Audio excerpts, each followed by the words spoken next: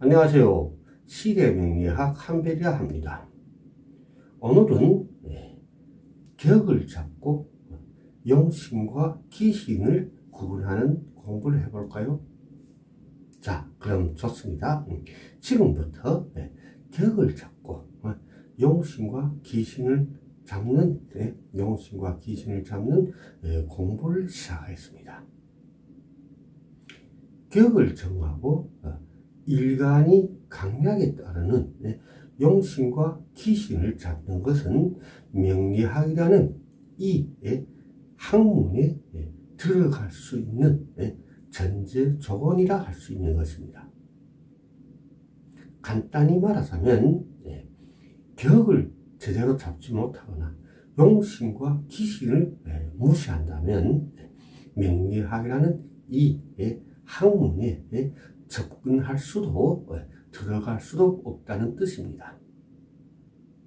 격이 정해지고 용신과 기신이 결정되면은 그 사주팔자가 없어지는 순간까지 영원히 변하지 않는 것이 바로 용신과 기신이라 하겠습니다.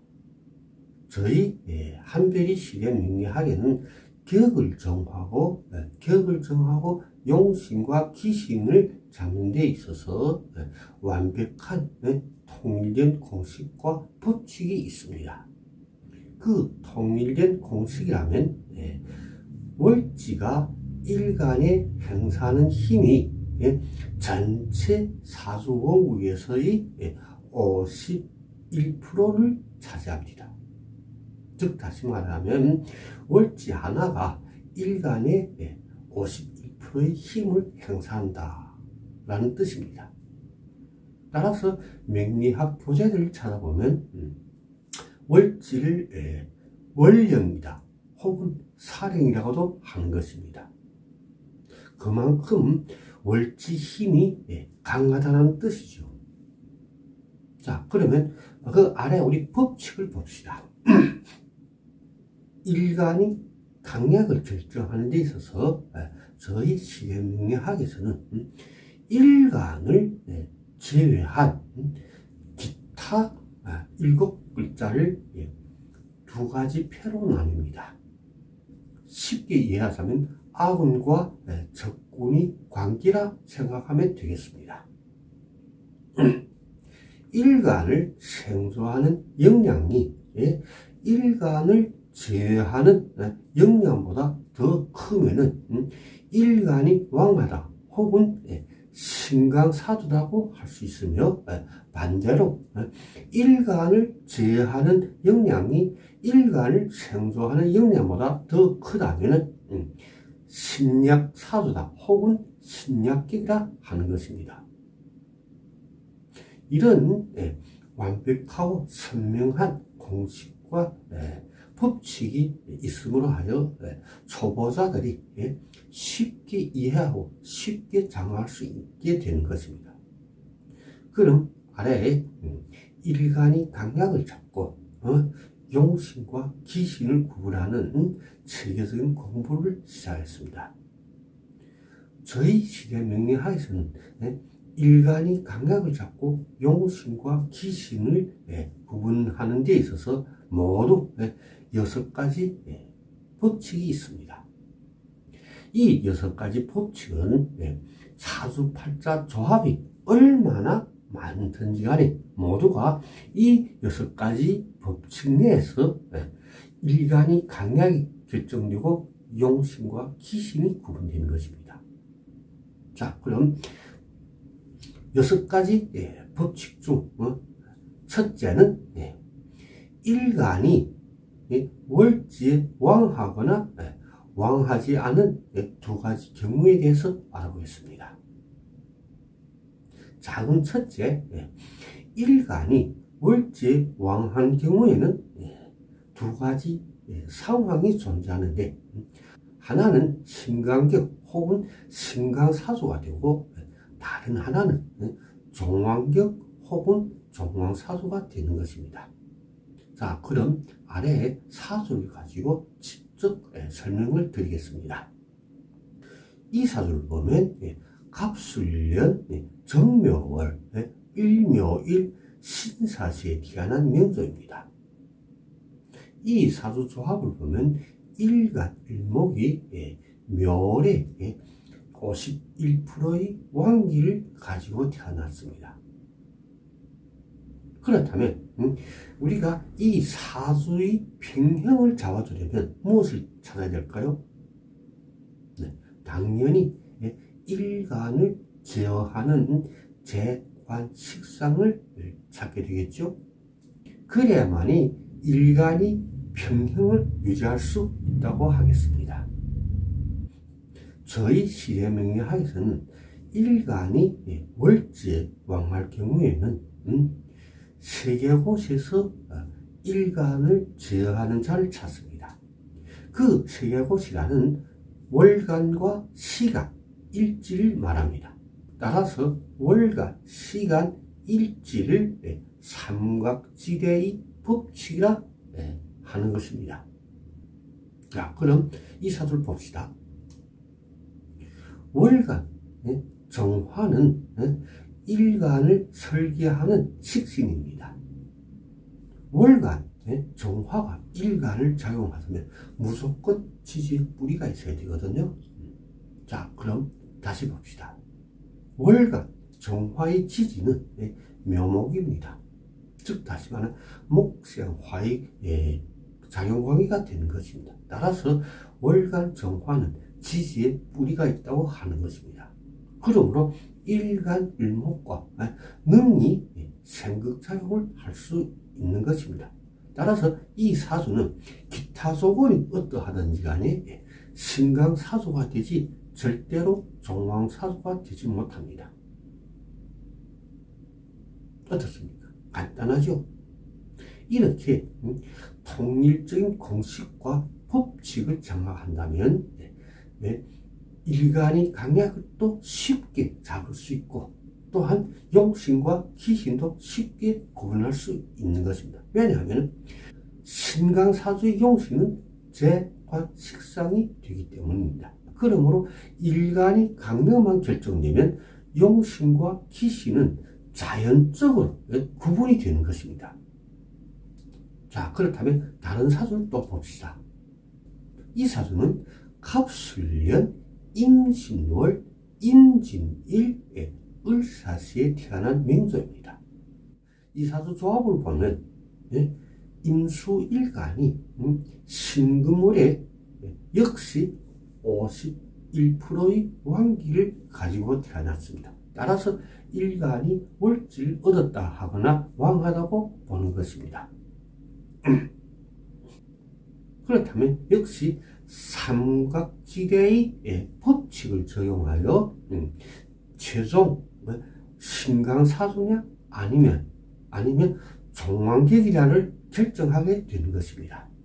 자, 그럼 우선 월간 임수를 봅시다. 월간 임수하고 일간 임수는 상호간에 생소하는 비견의 관계입니다. 다음은 일지를 봅시다. 일지는 진토입니다. 진토는 임수의 고근이 되는 것입니다. 어떤 분들은 진토하고 임수의 관계는 토국수의 관계라고 해서 일지가 능히 일간을 제어한다고 생각할 수도 있을 것입니다. 하지만 아닙니다. 명리학 이론을 보면 비근, 인근, 고근할 말이 있죠. 여기에 말하는 고근이 바로 이런 상황을 말하는 것입니다. 그러므로 일지도 역시 볼 필요가 없게 되죠. 다음은 시간을 봅시다. 시간은 을목입니다. 을목은 일간 임수의 상관이 되는 것입니다. 따라서 일간 임수를 설계하는 작용을 합니다. 그렇다면 시간, 을목이 지지에 우리가 있냐 없냐를 알아야 하죠. 자, 봅시다. 시지는 사화입니다. 사화는 을목한테는 식신이 관계로서 시간 을목을 설계하는 작용을 합니다. 즉 시간 을목은 지지에 우리가 없다는 것입니다. 그러므로 이 사주는 종왕사주 혹은 종왕격이 되는 것입니다. 이것이 일간이 월지에 왕한 경우에 발생하는 두 가지 경우입니다.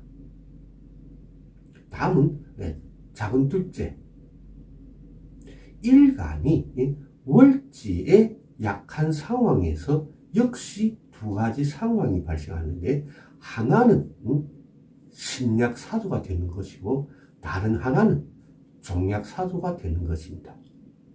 여기까지 들으면 이해력이 빠르거나 총명한 분들은 능히 짐작이 갈 것입니다. 일간이 월지에 약한 경우에 발생하는 두 가지 경우를 일간이 월지에 왕한 경우에 발생하는 두 가지 경우하고 딱 반대로 생각하면 쉽게 이해할 수 있을 것입니다. 자, 그럼 이 사주를 봅시다. 이 사주는 갑술년 임신월 갑오일 갑자시에 태어난 명조입니다. 사주 조합을 보면 간목일간이 신금월에 태어났어요. 즉 다시 말하면 월지를 얻지 못했습니다. 따라서 일간이 월지에 51%의 왕기가 아니라 약기를 가지고 태어났다고 하는 것입니다. 이렇게 일간이 월지에 약한 경우에는 역시 월간, 시간, 일지 이 삼각지대 법칙을 이용해서 최종 결론을 내리는 것입니다. 즉 신약사주냐 아니면 종약사주냐. 그런데 우리가 이번에는 아까는 일간이 왕한 경우에는 재관식상을 우선 찾게 되지요. 하지만 일간이 약한 경우에는 이번에는 우리가 재관식상을 찾는 것이 아니라 인비를 찾아야 합니다. 돈시 약하기 때문에 도와줘야 비로소 일간이 평형을 유지할 수 있기 때문입니다. 자, 그럼 월간을 봅시다. 월간 임수는 일간 간목이 인성입니다. 그렇다면 월간 임수가 지지에 무리가 있는가 없는가를 알아야 되겠죠. 자, 그럼 월지를 봅시다. 월지 신금은 월간 임수의 인성입니다. 따라서 월간 임수가 지지에 무리가 있다고 하는 것입니다. 이렇게 보면 기타 조건이 어떠하든지 간에 이 사주는 신약사주가 되지 절대로 종약사주가 되지 않습니다. 간단하죠? 신약사주니까 당연히 인비가 용신이 되고 재관식상이 기신이 되는 것입니다. 역시 일간이 강약만 잡게 되면 용신과 기신은 자연히 구분이 되는 것입니다. 자, 그럼 또 다른 사주를 봅시다. 이 사주를 보면 갑술년 임신월 병신일 무자시에 태어난 명조입니다. 일간 병화는 신금월에 51%의 약기를 가지고 태어났습니다. 그렇다면 역시 삼각지대의 법칙을 이용하여 인비를 찾는 것입니다. 자, 봅시다. 월간 임수는 일간 병화를 극하는 관성입니다. 따라서 월간 임수는 볼 필요가 없거든요. 다음은 일지를 봅시다. 일지 신금은 일간 병화의 재성이 됩니다. 역시 일간을 제어하는 작용을 하죠. 그렇다면 마지막에 남은 시간 무토를 봅시다. 시간 무토 역시 일간 병화의 식신으로서 일간을 제어하는 작용을 하지 생존하는 작용을 하지 않습니다. 그렇다면 이 사주는 종약사주가 되는 것입니다. 어떤 분들은 년간에 있는 간목이 일간을 생소하지 않느냐고 말할 것입니다. 하지만 저희 시대명리학 이론 중 간지작용법에는 인접한 간지끼리 상호가 작용하지 인접하여 있지 않으면 상호간에 작용할 수 없다고 하였습니다. 그러므로 년간 간목은 일간 병화와 작용할 수 없습니다. 이것이 6가지 법칙 중 첫 번째 법칙입니다. 다음은 우리 두 번째 법칙을 공부해 볼까요? 두 번째 법칙은 월지 혹은 일지가 두 번 극을 받는 경우를 말합니다.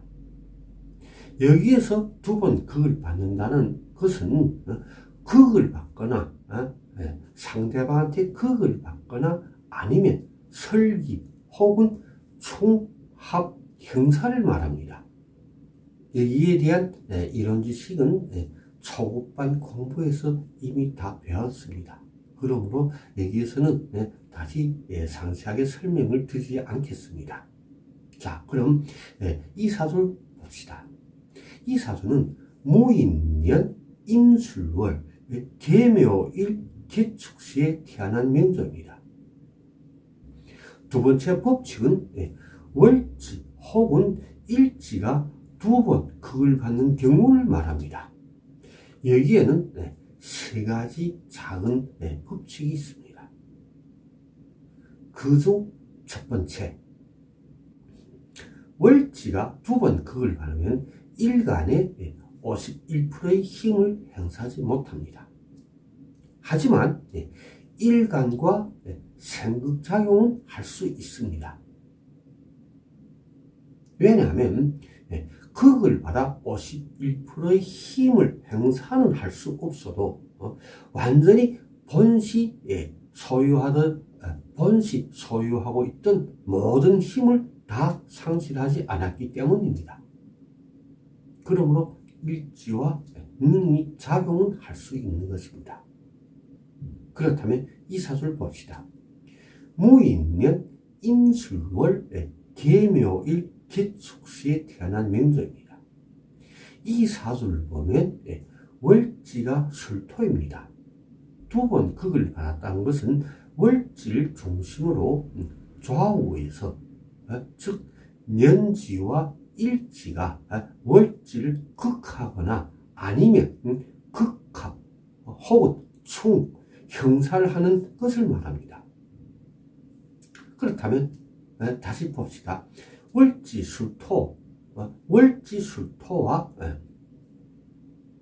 년지의 임목의 관계는 목국토의 관계입니다. 따라서 월지술토가 년지에 한번 극을 받았다고 합니다. 다음은 일지 묘목을 봅시다. 묘목하고 월지 술토는 극합의 작용관계입니다. 따라서 월지 술토가 또 한 번 극을 받게 되는 것입니다. 그러므로 이런 상황에서는 월지가 두 번 극을 받았다고 합니다.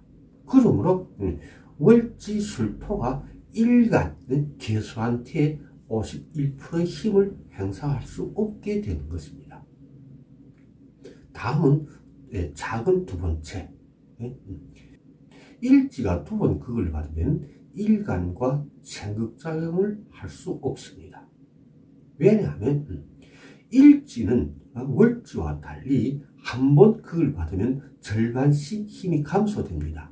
월지는 한 번 극을 받을 때마다 30%씩 힘이 감소되지만 일지는 월지와 달리 한 번 극을 받을 때 50%의 힘이 감소됩니다. 즉 절반의 힘이 감소된다는 뜻입니다.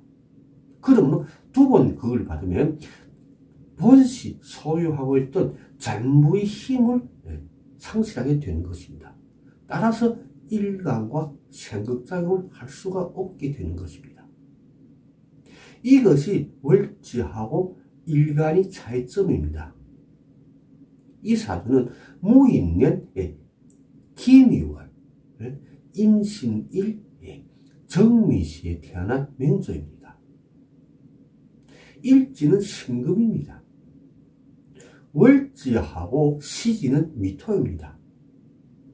저희 시계명리학 교재에서 지지, 사토지 간의 작용관계를 보면 미술토는 건토로서 금성을 만나면 극하지 절대로 생소하지 않는다고 하였습니다.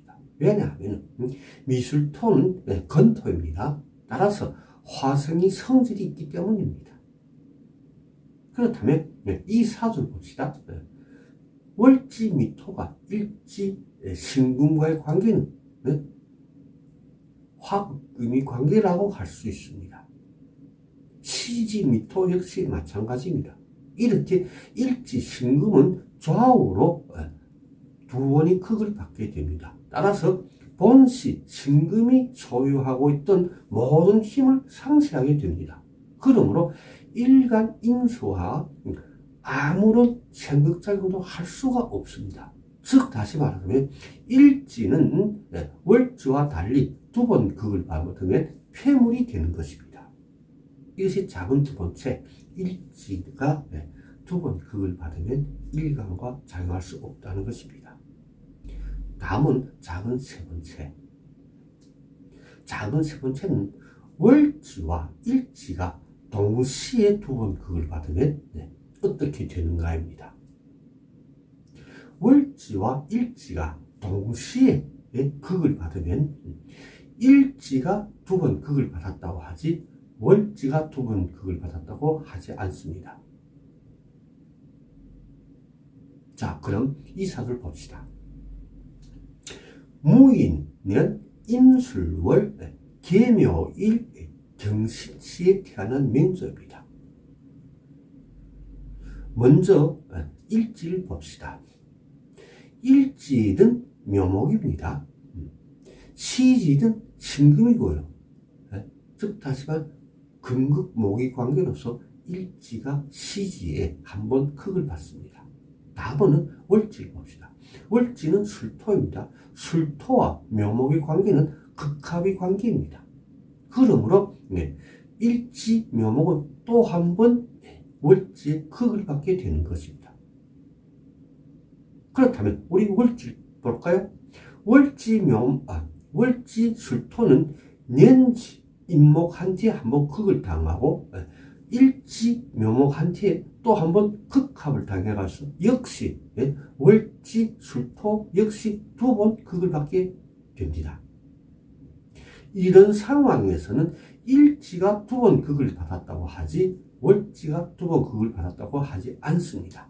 그러므로 월지 술토는 일간 개수한테 51%의 힘을 행사할 수 있습니다. 하지만 일지 묘목은 일간 개수한테 아무런 힘도 행사할 수 없습니다. 이 세 가지가 월지 혹은 일지가 두 번 극을 받을 때 발생하는 세 가지 상황입니다. 이러면 두 번째 법칙 역시 공부가 끝났습니다. 다음은 세 번째 법칙, 3인방의 법칙이라 합니다.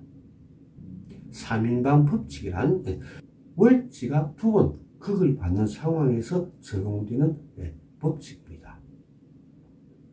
일지가 두 번 극을 받는 것과는 아무런 관계가 없습니다.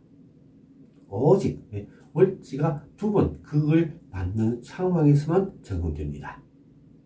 월지가 두 번 극을 받는 상황에서 년지, 월지, 일지 중 다수, 즉 두사가 일간을 생조하면 일간이 51%의 힘을 얻어 왕하다고 하고 년지, 월지, 일지 중 두사가 즉 다수, 두사가 일간을 극하게 되면은 일간이 51%의 힘을 상실했다고 합니다. 즉 51%의 힘을 얻지 못했다고 보는 것입니다.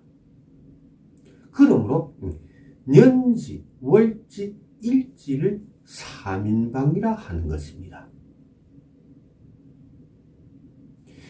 이 사주를 봅시다. 이 사주는 정묘년 정미월 기묘일 백민시에 태어난 명조입니다. 월지는 미토입니다. 년지하고 일지가 모두 묘목입니다. 그렇다면 년지하고 일지와 월지 미토의 관계는 목국토의 관계로서 월지 미토가 양쪽으로 두 번 극을 받게 되는 것입니다. 따라서 이런 상황에서 월지 미토가 두 번 극을 받았다고 합니다. 그렇다면 우리 일간을 봅시다. 일간은 기토입니다. 그러므로 월지 미토는 일간의 51%의 힘을 행사할 수 있습니다. 하지만 지금은 년지하고 일지한테 두 번 극을 받았기 때문에 51%의 힘을 행사하지 못합니다. 이런 상황에서 3인방의 법칙을 적용하는데 년지, 월지, 일지를 보면은 년지하고 일지가 모두 일간을 극하는 작용을 합니다. 그러므로 이런 경우에는 일간이 사주 원국 전체에서 51%의 힘을 얻지 못하였다고 보는 것입니다. 즉 일간이 51%의 약기를 가지고 태어났다, 이렇게 보는 것입니다. 따라서 이 사주는 신약 사주가 되는 것입니다. 그렇다면 다른 사주 하나 봅시다. 정묘년 정미월 정축일 갑진시에 태어난 명조입니다. 이 사주를 보면 일간이 정화입니다. 월지가 미토입니다. 월지를 보면 년지 묘목이 월지 미토를 극하는 관계이고 일지 축토는 월지 미토하고 충리 관계가 되는 것입니다. 따라서 월지 미토는 년지하고 일지에 두 번 극을 당하게 되는 것입니다. 이런 상황에서 역시 3인방의 법칙을 적용하는데 년지 묘목하고 월지 미토는 모두 일간 정화를 생존하는 관계입니다. 오직 일지 축토만 일간을 제어합니다. 그러므로 일간 정화는 사주원국에서 51%의 힘을 얻었다고 보는 것입니다. 따라서 이 사주는 신강사주가 되는 것입니다. 이것이 월지가 두 번 극을 받는 상황에서 적용되는 3인방의 법칙입니다. 이것이 3인방 법칙이 전부입니다. 간단하죠? 자, 이렇게 우리는 또 세 번째 법칙까지 공부하였습니다. 그렇다면 다음은 네 번째 법칙, 네 번째 법칙에 대해서 알아봅시다. 네 번째 법칙이란 일간이 종하지 않는 두 가지 경우를 말합니다. 종하지 않는다는 것은 종객이 되지 않는다는 뜻입니다. 그럼 종하지 않는 경우에는 두 가지 경우가 발생하는데, 그 첫째, 월지가 일간이 임비면 일간은 영원히 종약되지 않습니다. 자, 그럼 이 사주를 봅시다. 이 사주는 무진년 임술월 기요일 갑자시에 태어난 명조입니다. 사주 조합을 보면 기토 일간이 술토월에 51%의 왕기를 가지고 태어났습니다. 다음은 월지를 봅시다. 월지 술토는 두 번 극을 받지 않았습니다. 그러므로 능이 일간의 51%의 힘을 행사할 수 있는 것입니다. 그렇다면 삼각지대의 법칙을 적용하여 봅시다. 월간 임수는 일간 기토의 재성으로서 일간을 제어합니다. 일지 요금 역시 일간이 식신으로서 일간을 생존하는 작용을 하지 않습니다. 시간 간목은 일간 기토를 극하는 관성으로서 역시 일간을 제어하는 작용을 합니다. 그렇다면 월지를 제외한 기타 간지들이 모두 일간을 제어합니다. 이렇게 되어도 일간 기토는 사주 원국 전체에서 이미 51%의 왕기를 얻었기 때문에 이 사주는 신강사주가 되는 것입니다. 작은 두 번째는 월지가 일간이 재관식상이 되면 일간은 영원히 종황되지 않습니다. 즉 영원히 종황사주가 되지 못한다는 뜻입니다. 자, 그러면 이 사주를 봅시다. 이 사주는 무진년 임술월 임자일 경자시에 태어난 명조입니다. 일간 임수는 출토월의 51%의 약기를 가지고 태어났습니다. 그렇다면 역시 삼각지대의 법칙을 적용하여 봅시다. 월간 임수는 일간 임수의 비견으로서 생조하는 작용을 합니다. 일지사수 역시 일간이 비견으로서 생조하는 관계입니다. 시간 경금 역시 일간의 임수의 인성으로서 역시 일간을 생조합니다. 그렇다면 월지 술토를 제외하고 기타 간지들이 모두 일간을 생조하는 관계입니다. 하지만 일간 임수는 이미 술토월의 51%의 약기를 가지고 태어났기 때문에 영원히 종황이 되지 못합니다. 신약사주가 되는 것입니다. 신강사주도 되지 못합니다. 이렇게 우리가 6가지 법칙 중 4가지를 이미 공부했습니다. 다음은 6가지 법칙 중 5번째 법칙에 대해서 공부하여 봅시다. 5번째 법칙은 월지가 일간이 묘고가 되는 경우, 월지가 일간이 묘고가 되는 경우에는 일반적인 상황에서는 일간이 약하다고 하는 것입니다. 자, 그럼 이 사주를 봅시다. 이 사주는 임술년, 갑진월, 임신일, 신축시에 태어난 명조입니다. 이 사주 조합을 보면 일간, 임수와 진토월에 태어났습니다.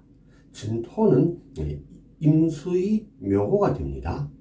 따라서 일간 임수가 진토월의 묘고에 들어갔다고 합니다. 혹은 월지, 진토가 일간 임수의 묘고라고 하는 것입니다. 이런 상황에서는 일간 임수가 약하다고 보는 것입니다. 그럼 당연히 사주원국에서 인비를 찾아야 되겠죠. 자, 그럼 봅시다. 일지, 신금은 일간 임수의 인성이 됩니다. 또한 일지, 신금은 2번 극을 받지 않았습니다. 그러므로 일간 임수를 능히 생조할 수 있습니다. 이렇게 보면 기타 조건이 어떠하든지 이 사주는 신약사주가 되지 절대로 신강사주가 되지 못합니다. 다음 6번째 법칙은 일간이 월지에 왕하지도 약하지도 않은 경우를 말하는데 이 6번째 법칙에 대해서는 학생들 상대로 별도로 강의하겠습니다. 하지만 지금까지 공부한 5가지 법칙만 제대로 장악하여도 모든 사주팔자의 80% 이상은 마음대로 격과 용신, 기신을 잡을 수 있을 것입니다. 자, 그럼 오늘 강의도 여기서 마치겠습니다. 다음 시간에는 한 사람이 사주팔자로 어떻게 그 사람이 성격이나 성향을 알 수 있는가에 대하여 공부하여 보겠습니다. 오늘도 시청해 주신 여러분 고맙습니다. 오늘도 즐거운 시간 되시기를 바랍니다. 감사합니다.